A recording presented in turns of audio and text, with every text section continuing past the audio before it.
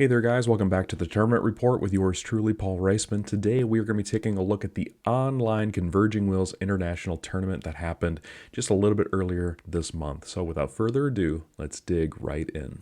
This session brought to you by Odyssey Games for pre-orders and sealed product, CCG Prime for tons of singles and supplies, Cardo Doko for international rulers looking for product, and FoulLibrary.com for articles and wonderful deck lists, as well as our guest lecturer members Vite Ramen, King Pearl Shine, and Mognite. Class is in session. All right guys, so let's take a look right here. All of this information is going to be on the Ruler School Facebook, link down in the description down below. That's going to be a great place for you to subscribe to if you haven't already, to keep up on all of these sorts of things. But let's just dig right into this ruler breakdown. So first of all, this was all online. We had a ton of people from Michigan attached to the Michigan Force of Will community participate in this event. Thank you to all the folks who came out and made this a really fun tournament. From what I can tell, people really enjoyed this. I was not able to participate, but this spread and this breakdown looks absolutely amazing. So from what you can see on the screen, we don't have a traditional tournament report, but someone did put this together in a way that I thought was really helpful and easy for us all to see, kind of like what the number one deck was going into this tournament, the favored ruler, and that was Aristella with 13 spaces open for Aristella. Now there was a lot of different and interesting ways of approaching Aristella. There's a control build, there's some more aggressive builds, but the ruler itself is lending itself to a wide variety of strategies and is placing as a result. The conversion rate's pretty decent, especially if you are trying to beat the mirror match. That's what you're going to be starting to run into at some point, but Aristella by far is the most favored ruler. Now you're going to see there were 6 Asuka decks as well. There was a Mika, there were 3 Vega, 5 Falchions, who were, kind of all over the place, I imagine, because there's so many different ways to run Falchion as well. We have one Ainz that placed in here as well, 6 Killua, 3 Reinhardt, and then we get into dual cluster. So Hero Cluster by far was the most popular cluster to go into the tournament with 38 places. Another 11 were dedicated to Loki, Order Loki control. Kaguya, spoiler alert, Kaguya did not play. She needs Hanzo. She needs Hanzo back. Give us Hanzo. Hashtag give us Hanzo. There were 4 Order Alices. There was an Athenia, 1 Typhon, keep that in mind as well. And then there were 3 Zeus players as well. Looking ahead here to Saga Cluster, we have 1 Ragnarok and 1 Wolfgang. I forgot what this ruler is, so bear with me here. We had 1 Dark Tree and a OG Alice Cluster Machina. On screen here, you're not going to be able to see all of the rulers, unfortunately. I'm going to try and work on that here with you all just for a minute. Yeah, there are just a ton of Moon Children rulers that were paired here.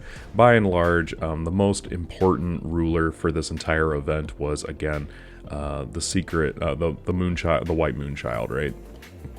Child of the light moon. So there were over 22 individual children of the light moon that were present. Coming in a distant second place was... Well, hold on. Whoa, they ordered these weird. Excuse me. Close second was Child of the Darkness Moon. Child of the Fire Moon was distant third, with then Child of the Wind Moon actually coming in. I think this is a really interesting pick right now because we have Dexia's advice.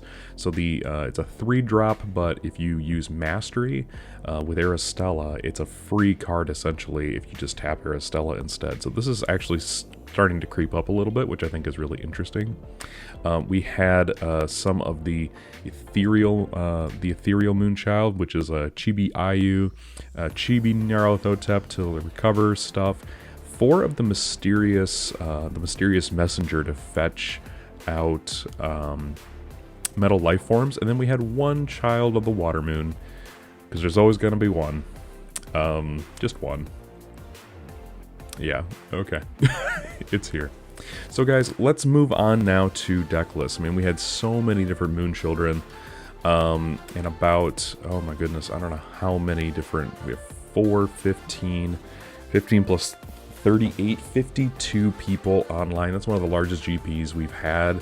It's really setting a good mark for what we have here all together for the upcoming season. So this isn't even a GP, this was just come and try and win a mat, right? And we got 52 people and it was all online. So this is pretty fantastic. So we're gonna be looking here now at the really large. Don't know why that happened, guys. Sorry about that. Some technical difficulties on my end. We're looking at Quantum's combo Asuka. As far as I know, this is Steven Holsheiser, so congratulations to Steven for winning the whole thing. You're seeing one of those copies of Child of the Light Moon and one Child of the Darkness Moon with Asuka, and Asuka's been creeping up in terms of her playability lately. Definitely one of the rulers that was not seeing a ton of play when she first got released. She was more of a niche pick, but as people started to like really warm up to her combo potential, especially the way you can just like revive really strong resonators that do things on enter, she's actually pretty strong, and this is sort of evidence of that. One of the larger events, and not only does Asuka top once, she tops twice in this whole top 8 here. So what makes Asuka so good? Well, first of all, her contract is really strong in that you can look at the number of magic stones you have, you mill that many cards, and then you end up popping a bunch of stuff on the field. And then when it contracts over into end of night, you recur a bunch of stuff from your graveyard. Things like Ascendant in this list specifically, Athenia to sort of rest your opponent's stones or even just recover your own, so you basically pay nothing for this contract. Drywing, one of the very few decks that can actually utilize Drywing in the main deck to bring it out, and then your opponent can't produce will outside of their magic stones, which is an incredibly powerful effect. We just don't get as much access to because of Origins being banned. You have things like Dark Alice, Rabbit Princess, Lorite, and then of course you have some removal options in One-Eyed Seal Dragon as well. Fair Spell at 4 copies is actually a little bit of a change. I don't know. How do I want to say this? I kind of had a suspicion that Fair Spell was going to start creeping up in playability, even though Child of the Fire Moon was anticipated to be something of an obstacle in this format. However, I think what you're going to be seeing here is that there's far fewer Child of the Fire Moon in this actual tournament. And so it's interesting to me that we've sort of pivoted away from this, right? I think at the beginning of this format, our friends over in Spain who were sort of predicting the format and testing for the format really predicted something very different.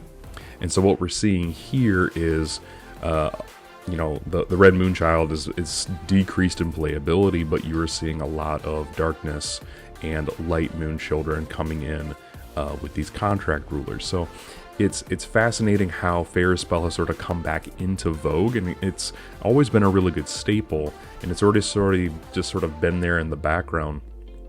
But this card is really just really something that can benefit the game state right now, and I think that's very fascinating how the metagame has evolved.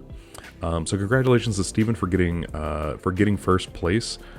This looks absolutely fantastic, and if you're looking for a good Asuka deck, this is probably a good way of entering into this deck archetype.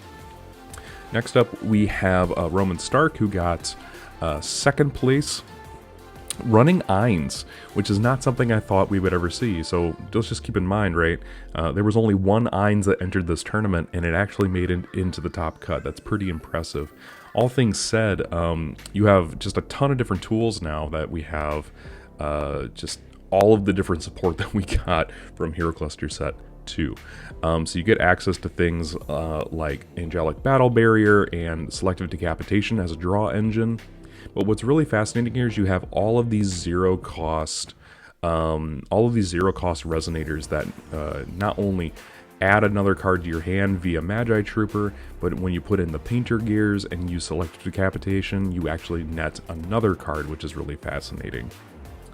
But overall, the deck is very fascinating. It has a lot of interesting things going for it. It has ways to recycle. It has ways to produce will. It's really fascinating how this is turning out. And so, if you want to take out, if you want to take on Ainz as just a ruler, this is a fairly cheap version that will really get you far, I think, especially if you can learn how Roman piloted it. So congratulations to Roman for getting second place. This aggro deck is really starting to show us what the metagame was like at this tournament at this point. I did not participate. This is just, excuse me. This is just a deck list that came together. I was missing, it looks like 3 cards. It was taken from a picture, so it was kind of hard to tell exactly what everything was in this, but I believe the player's name was Hunter, who piloted this version of Asuka. So what's interesting about this Asuka list is that it's running the Lila engine to be able to ramp stones fairly quickly. The contract you use depends heavily on the number of magic stones that you have. And if you have enough cards in your graveyard, you get to contract and basically revive all of these really strong, powerful cards. What's interesting in this as well is that all of the one-ofs, right? So you also have a couple of Persephone, you have one Athena, you have a Revenant, a Shadow Axe and a Perfect Loki, and then 3 unknowns, which I was not entirely sure. The picture was a little fuzzy, so it was difficult to see, but a 16-card stone deck kind of gives you an impression of what exactly is going on in this list in terms of its ability to be speedy, to access Omni Stones like Knowledge Stone after turn 3. The side deck was a little wonky as well. I couldn't exactly tell everything that was in there. I almost want to say there was probably a wall in there to sort of prevent damage and give yourself barrier. But it was a little difficult, again, to see the entire deck. But you're kind of getting the sense that not only is Asuka like a really powerful option, it has just a lot of explosive potential with the Lila package and the Lila engine packaged into it. So this is a fairly large deck. We're going to ignore the bottom because it literally is just all bloods, some of the new ninja support, and some of the discard support from Typhon. But Typhon, you know, we postulated, you know, he's going to be really, really viable in this new format because we've lost regular access to Drywing, which means that you can now play Blood, which means that you can generate lots of free advantage for free, plus develop a lot of will and use that will to sort of flood the field with all of these really strong darkness cards. And that's exactly what CNN did.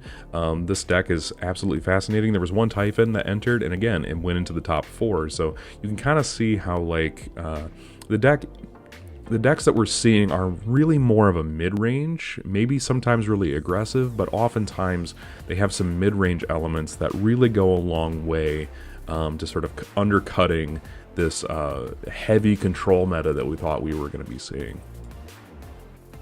Next up, we have the folks who got into the top 8. These are in no particular order, so it's not like, you know, Jeremy, Mr. Diomo73 here, actually got 5th place. He's just sort of like in the roundup.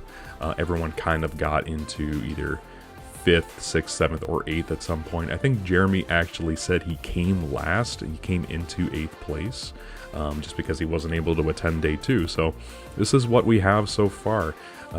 Jeremy went in with a Dexia control, right? So he's no longer using Fairy Tale King to fetch the things that eventually get us into Never End and a big board. We're not really doing that so much anymore, mostly because we don't have Warhorse. Instead, we're pivoting to using Dexia's advice, which gets a 1, 2, and 3 drop from the deck and puts them into the field. So that's why you're going to be seeing some really interesting just really interesting grabs that you can get from the deck.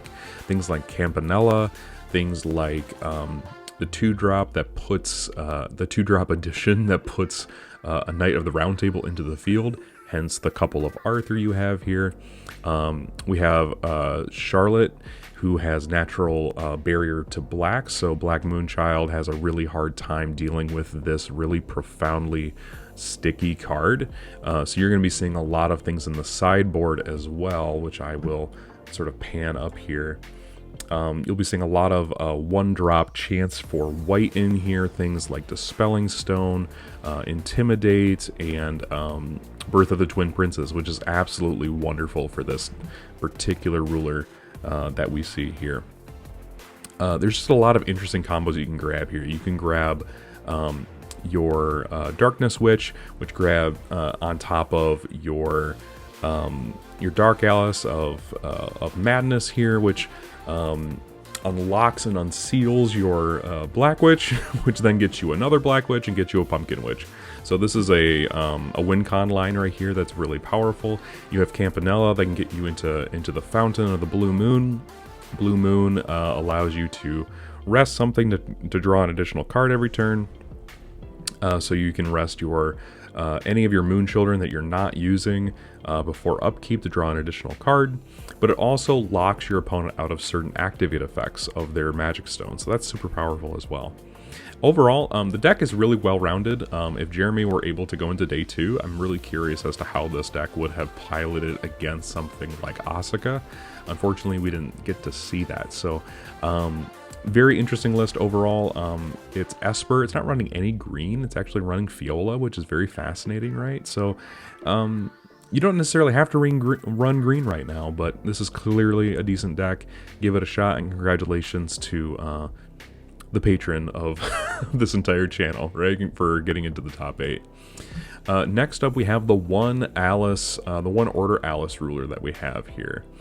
So what's interesting about Order Alice is that this is more of the combo variation that goes into more aggression overall. You're not seeing any of the fairies in here.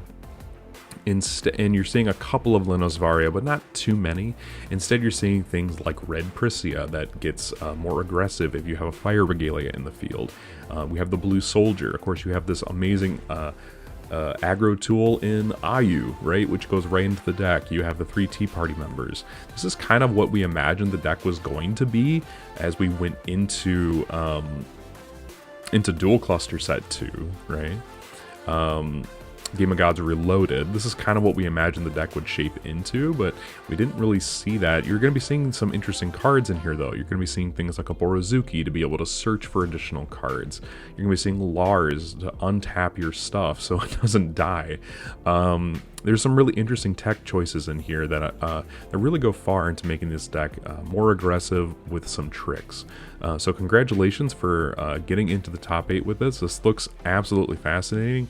Order Alice, still really powerful. It's really still holding on to its validity as a deck in this metagame. Next up, we have Echo, friend of the channel. Shoutouts to Echo. He was piloting Justice, as he does. And so what we're seeing here is one of the only Justice decks that got into the top cut. It didn't convert very well, but it's still very powerful. It got some new tools in Piggy Bank, which was, always a little bit more helpful, but it also still has really powerful cards in Schrodinger, in Institute, in Trishula, as well as the Missile Pods, which count as a chant to storm your Justice effects as you go, as you pop it and draw additional cards when you bring it back. So the still Justice really strong, has to pivot away from Red Moonchild, but it gets the benefit of being able to play Darkness Moonchild on top of that. This is pretty standard. If you've seen a Justice deck before, you know what this is supposed to look like. He's even can't see it on screen right now, but you can at this moment. He's even siding one of the Child of the Wind Moon. This card is absolutely good against things like Dexa's Advice, so why not play this, right? Absolutely fantastic. So congratulations to Echo for getting into the top cut with this. As a Justice player myself, I'm really glad to see Justice still has validity. And so, yeah, we're just going to keep moving on, though, and looking into what is essentially the weirdest deck in the top cut. This is essentially Hyper Combo Aristella, right? You are playing a bunch of stuff, you're playing Sprinting Stewards, swinging for game, generating a bunch of will off of Isis, getting additional cards with things like Basket and Isis as a core anyway is really good, but you can't run Ascendant and Basket together. So what they did instead is they just said, cool, I'll just play a bunch of burn spells, I'll play a card that lets me ramp mana in Isis and in Melfi, I'll play free cards like Engineer, I'll play Dolly, and I'll just play all these really good cards, and then my opponent just has to answer things, right? Absolutely fantastic. Also one of the only decks playing Memory of Worlds. We thought this card was going to be a lot more popular than it ended up being, and this is one of the only decks that was using it. One thing that's also notable about this deck is if you go into the sideboard, you see Death Metal. Death Metal is absolutely amazing. In this particular deck, it generates you free will. It makes things have Eternal if they're the only thing on the field, but really it's drawing you cards and getting you more will, which is exactly what this deck wants to do. Is this one of the problem cards of the format? In combination with the Cocoon Rulers that fetch something from the sideboard as the game starts? It's kind of hard for me to say, but at the end of the day, this is the one deck that managed to do something with Death Metal that wasn't T2 and it cracked into the top cut. You notice that no one was playing T2 in this format, so that's also really interesting for me when I look at this. No one was playing T2, and no one was playing Hide. So there were a lot of rulers that were just not on display, but some of their cards got used anyway. And friends, that is the Force of Will Invitational. Let me know what you guys thought of this tournament and this report down in the comments section down below. What rulers did you hope would be in this tournament but weren't? What rulers did you think would do better but didn't? That's all really interesting stuff that I'm looking forward to talking about and interacting with you guys down in the comment section down below. So while you're down there, make sure you hit that subscribe, ring that bell, hit the like button, and until next time, guys, this has been Paul, signing off.